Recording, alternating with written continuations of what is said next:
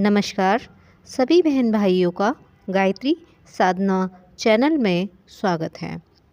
आज का टॉपिक है आप अपनी दुनिया अच्छी या बुरी बनाने के जिम्मेदार स्वयं हो। देखिए, पीछे मैं आपको बता चुकी हूँ कर्मों के बारे में और कर्मों के फलों के बारे में, और ये भी बता चुकी हूँ कि हमारे कर्मों का फल हमें किस तरह से मिलता है और उनको कैसे भोगना पड़ता है। आज हम इस टॉपिक पर बात करेंगे कि हम अपनी दुनिया के स्वयं निर्माता हैं, और ये सभी जानते हैं कि एक तरफ रख दीजिए पिछले जन्मों के कर्मों के लिए, अगर इस जन्म में हम खुद ऐसे काम कर रहे हैं कि जिनका फल गलत आ रहा है या गलत परिणाम आ रहा है, तो सोच लीजिए कि आपकी दुनिया कैसी निर्माण हो रही है। आइए जानते हैं। देखिए, संसार एक निष्प्राण वस्तु है। इसे हम जैसा बनाना चाहते हैं यह वैसा ही बन जाता है। जीव चैतन्य है और करता है। संसार पदार्थ है और जड़ है। चैतन्यकर्ता में यह योग्यता होती है कि वह जड़ पदार्थ की इच्छा और आवश्यकता का उपयोग कर सके। कुम्हार के सामने मिट्टी रखी हुई है, वह उससे घड़ा भी बना सकता है और दीपक भी। सुनार के सामने सोना रखा हुआ है, वह उससे मनचाहा आभूषण बना सकता है। दर्जी के सामने सुई और कपड़ा रखा हुआ है, वह चाहे तो कुर्ता सिल सकता है या फ्रॉक सिल सकता है, पजामा भी सिल सकता है। संसार ठीक इसी प्रकार हमारे सामने रखा हुआ है। उसमें सत रज तम तीनों का मिश्रण है। चुनने वाला आदमी अपनी मर्जी के मुताबिक उसमें से चाहे जो वस्तु चुन सकता है। बाग में कीचड़ भी है, गंदगी भी, और फूलों की सुगंध भी है।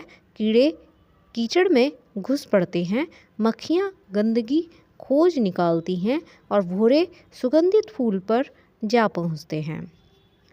सबको अपनी अपनी इच्छित वस्तु मिल जाती है। चमगादड़ और उल्लू रात में भी प्रकाश फैलाते हैं। मधुमक्खियों को घास के बीच मिठाई के ढेर मिल जाते हैं। सांप को ओस में भी विषवर्धन तत्व प्राप्त हो जाता है। त्रिगुणमयी प्रकृति में तीनों तरह की वस्तुएं मौजूद हैं। इस दुकान पर खट्टा मीठा नमकीन तीनों तरह का सौदा बिकता है। तो जैसा ग्राहक आता है, मन अपनी पसंद का सामान खरीद ले आता है। इस संसार में किसी वस्तु की कमी नहीं है, हर वस्तु के गोदाम भरे हुए हैं। माता ने 50 तरह के व्यंजन तैयार कर कर रखे हैं। जिस बच्चे की जो रुचि होगी खुशी खुशी आकर खा जाएगा। त्रिगुणमयी प्रकृति के दोनों पहलू मौजूद हैं, एक भला और दूसरा बुरा, एक काला दूसरा सफ़ेद, एक धर्म दूसरा अधर्म, एक सुख दूसरा दुख। चुनाव की पूरी पूरी आज़ादी आपको है। दुनिया का असली रूप क्या है यह आरंभ में ही बताया जा चुका है, पर एक एक तात्विक व्याख्या है। व्यवहारिक दृष्टि से हर व्यक्ति की अपनी एक अलग दुनिया है। एक व्यक्ति चोर है, उसके मानसिक आकर्षण से बहुत से चोरों से उसकी मैत्री हो जाएगी, और जेल में, समाज में, घर में, सब जगह उसे चोरी की ही चर्चा मिलेगी। घर वाले उससे बात करेंगे तो चोरी की, माता बुरा बताएगी, स्त्री अच्छा, कोई चोरी का समर्थन करेगा तो कोई विरोध करेगा। घर से बाहर निकलने पर उसके परिचित लोग उससे जब मिलेंगे उसके पैसे के बारे में भी भला बुरा बर्ताव करेंगे। अपने साथी चोरों से मिलेगा तो वही चोरी की बातें करेंगे। जे जेल में वही जाएगा तो उसके तरह ही बहुत से चोर मिलेंगे और वो बहुत प्यार से बातें करेंगे, क्योंकि चोर चोर मौसेरे भाई। और जब चोर चोर मौसेरे भाई मिल बैठेंगे तो प्रिय विषय की बातें खूब हिल मिल कर करेंगे। इस प्रकार उस चोर के लिए यह सारा संसार चोरी की धुरी नाचता हुआ दिखाई देगा। उसको विश्व का सबसे बड़ा काम चोरी ही दिखाई पड़ेगा। अन्य बातों की ओर उसका ध्यान बहुत ही स्वल्प जाएगा। अन्य कार्यों पर उसकी उपेक्षा दृष्टि ही पड़ेगी। इसी प्रकार व्यभिचारी व्यक्ति की दृष्टि में संपूर्ण स्त्रियां वेश्याएं, व्यभिचारिणी, कुमारगामिनी दिखाई देंगी। उसी प्रकार की पुस्तकें, तस्वीरें खींच खींच कर उसके पास जमा हो जाएंगी। संगी साथी उसी प्रकार के मिल जाएंगे। उसके मस्तिष्क में सबसे बड़ा प्रश्न काम वासना संबंधी ही खड़ा रहेगा। नशेबाज अपने स्वभाव के भाई बंधों को समेटकर अपनी अलग दुनिया बना लेते हैं। एक ही व्यक्ति कई लोगों को कई प्रकार का दिखाई पड़ता है। माता उसे स्नेहभाजन मानती है, पिता आज्ञाकारी पुत्र समझता है, गुरु सुयोग्य शिष्य समझता है, मित्र अच्छा साथी समझते हैं, स्त्री प्राण वल्लभ मानती है, पुत्र उसे पिता समझता है, शत्रु वध करके योग्य समझता है, दुकानदार ग्राहक समझता है, नौकर मालिक मानता है, घोड़ा सवार समझता है, पालतू सुग्गा उसे कैदी बनाने वाला जेलर दिखता है, खटमल पिस्सू उसे स्वादिष्ट खून से भरा हुआ कोठा समझते हैं। यदि इन सभी संबंधियों की माता पिता गुरु मित्र स्त्री पुरुष शत्रु दुकानदार घोड़ा नौकर सुग्गा खटमल पिस्सू आदि की उन मानसिक भावनाओं का चित्र आपको दिखाया जा सके तो आप देखेंगे कि उस व्यक्ति की व्यक्ति के संबंध में यह सब संबंधी कैसी कैसी विचित्र कल्पनाएं किए हुए हैं जो एक दूसरे से बिल्कुल नहीं मिलती।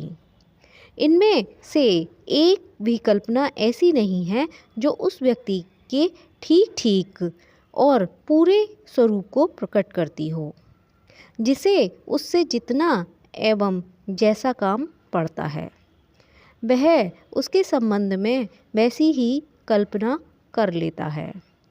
तमाशा तो यह है कि वह मनुष्य स्वयं भी अपने बारे में एक ऐसी कल्पना किए हुए है, मैं वैश्या हूँ, लखपति हूँ, वृद्धा हूँ, पुत्र रहित हूँ, कुरूप हूँ, गणमान्य हूँ, दुखी हूँ, बुरे लोगों से घिरा हूँ आदि नाना प्रकार की कल्पनाएं कर लेता है और उस कल्पना लोक में जीवन भर विचरण करता रहता है, इधर उधर घूमता रहता है।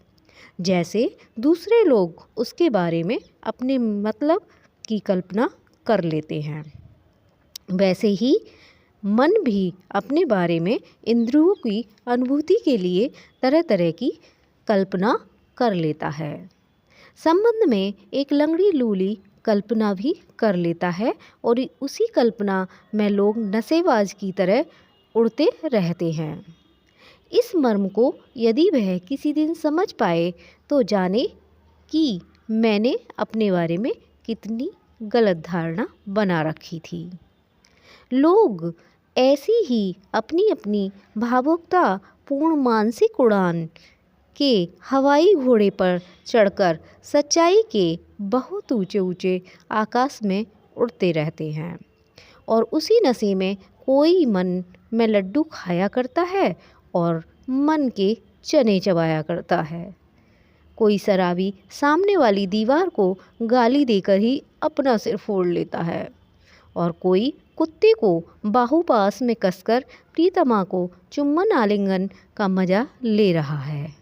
हम लोग अज्ञान के नशे में सो रहे हैं, किसी को महलों के सामने आ रहे हैं और सपने में वह सामने महल आते ही उसमें भव्य भवन में सो रहा होता है।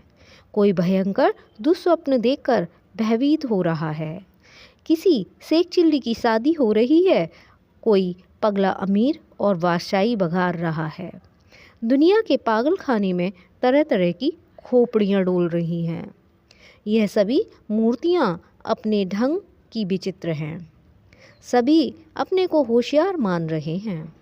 आप कभी पागल खाना देखने गए हैं और अधिक समय तक वहाँ बंद रहने वाले बुद्धिमानों की बातें सुनी हों, तो आसानी से दुनियादार लोगों के उस सपनों की तुलना कर सकते हैं जो कि वे दुनिया के बारे में सोते समय देखते हैं। ये पूरी वीडियो सुनकर आपको लग रहा होगा कि हाँ, वाकई बनाने वाले दुनिया खुद ही बना रहे हैं और हर इंसान अपनी दुनिया का निर्माता स्वयं है। इसलिए मनुष्य को नाना प्रकार के दुखों में रोते हुए और नाना प्रकार के सुखों में इतराते हुए हम देखते हैं। दुनिया बहुत बुरी है, जमाना बड़ा खराब है, ईमानदारी का युग चला गया, चारों ओर बेईमानी छाई हुई है, सब लोग धोखेबाज हैं, धर्म धरती पर से उठ गया। ऐसी उक्तियाँ जो आदमी बार बार दोहराता है, समझ लीजिए वह खुद को धोखेबाज और बेईमानी की गद्दी पर बैठा रहा है। इसकी इच्छित वस्तुएं इसके चारों ओर इकट्ठी हो गई हैं और इनकी सहायता से सुव्यवस्थित कल्पना चित्र इसके मन पर अंकित हो गया है। जो व्यक्ति ये कहा करते हैं दुनिया में कुछ काम नहीं है, बेकारी का बाजार गर्म है, उद्योग धंधे ठप हो गए हैं, अच्छे काम मिलते नहीं हैं, समझ लीजिए कि इसकी अयोग्यता इसके चेहरे पर झलक रही है। क्यों?